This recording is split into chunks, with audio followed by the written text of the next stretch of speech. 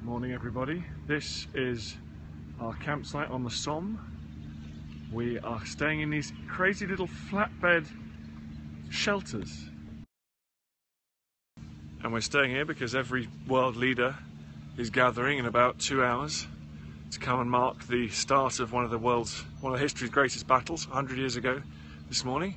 We're sleeping in a campsite, in a farmyard. There's a big pile of manure right next to my tent. That was nice. My little cabin, that was nice. But if we come up here, I'll show you dawn. Dawn is now breaking above the Somme. 100 years ago now, tens and tens of thousands of men. Hello in Chicago, how are you doing? Tens of thousands of men were gathering in the second line trenches, in the front line trenches, prepared to go over the top. Young men, excited for the most part, scared of course, but confident, I think, that the Germans opposite them would have been destroyed after a week of incredibly heavy bombardment. The heaviest bombardment really in history to that date. Over 1.5 million shells have been blasted down on German positions, quite near where I am now actually, just up here. I'll show you in a second when we get out to this field.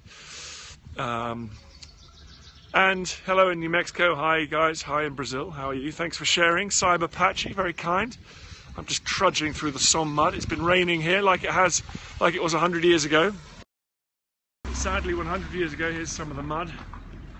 We've been pulling cars out of the mud, we've been getting it all done. Check that mud out there. But sadly, 100 years ago, well, 100 years ago, the mud affected operations. But on the 1st of July today, it was an absolutely beautiful, beautiful day. Oh good, I'm glad you listened to the podcast. Justin Willis. Woody, thanks for sharing. Scooby-Doo, thanks for sharing. Hi in New Zealand, how's it going? This is a great honour for me today because thanks for inviting followers, thanks for sharing.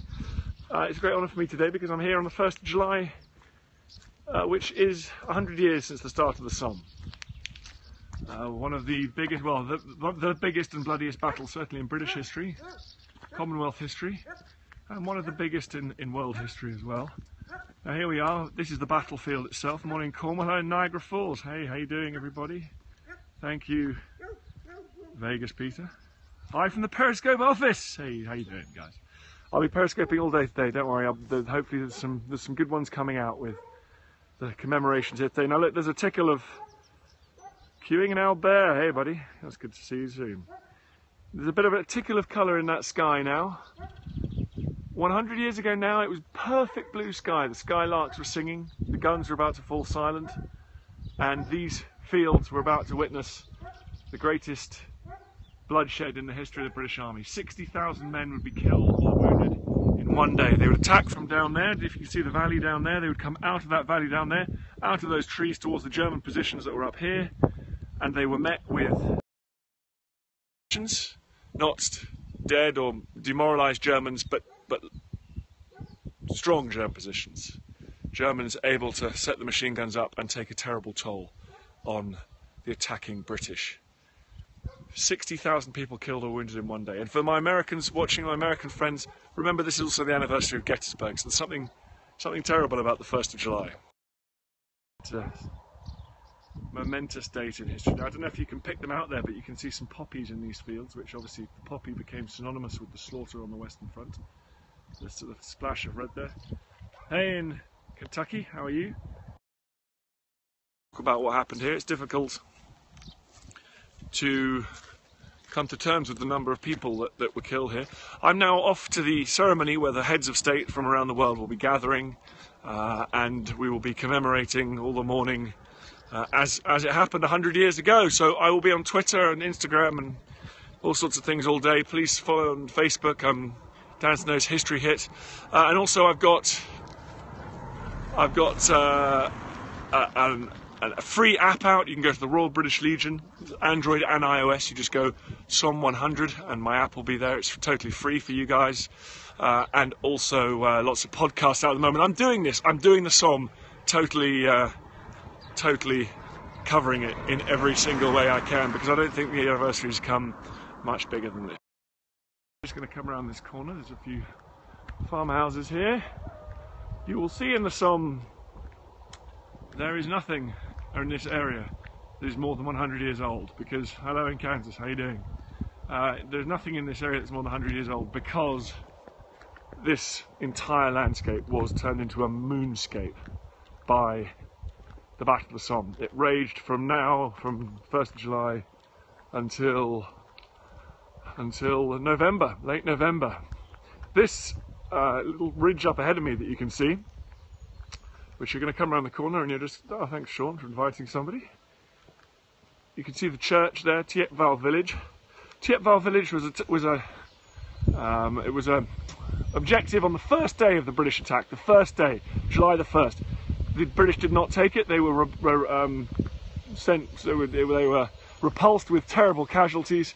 Here's some poppies blowing in the wind.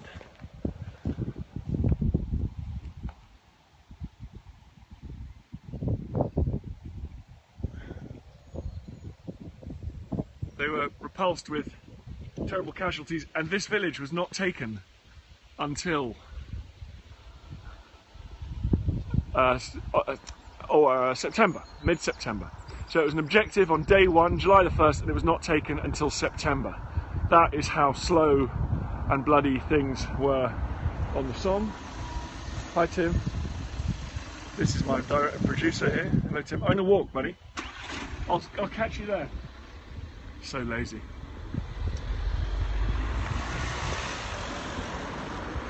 Classic French row of trees here.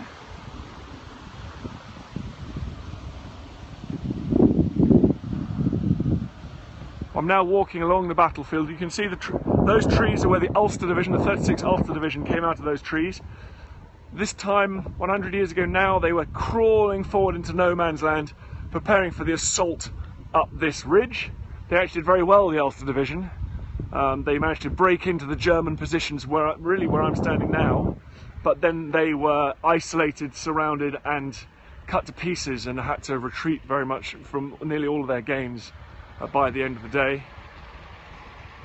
But this is every day, that's right, New Zealand aircraft fan, they find unexploded ordnance in here. Every time this field gets ploughed, there will be bombs, shells that will be unearthed. Were produced by hastily assembled factories, hastily assembled workers. Lots of the women brought into the factories, and these shells were not very well made because of the inexperience of the people making them and the factories making them. And so lots of the British shells were duds, and they landed on these fields and didn't explode. That's one of the reasons for the failure on the first day of the Somme. And it also means that we are still reaping the iron harvest of the Somme. People still die in France and Belgium this year. The First World War is still killing people in 2016. It's pretty crazy. So we're getting towards the village of Thiepval here. This was a village that the Salford Pals attacked. A group of friends who joined up from the town of Salford in Lancashire, industrial town. They attacked this village, and probably 50% of them were wiped out in the first half an hour. Alongside them were the Northumberland Fusiliers, men from Newcastle, including footballers who played in the Newcastle football team before the war. They were also wiped out attacking this village on the first day of the Somme, 100 years ago today. So guys, not much in the way of sun shining at the moment, unlike 100 years ago, but a momentous time to be here, and a great privilege to be here nonetheless. Thanks for watching. Bye bye.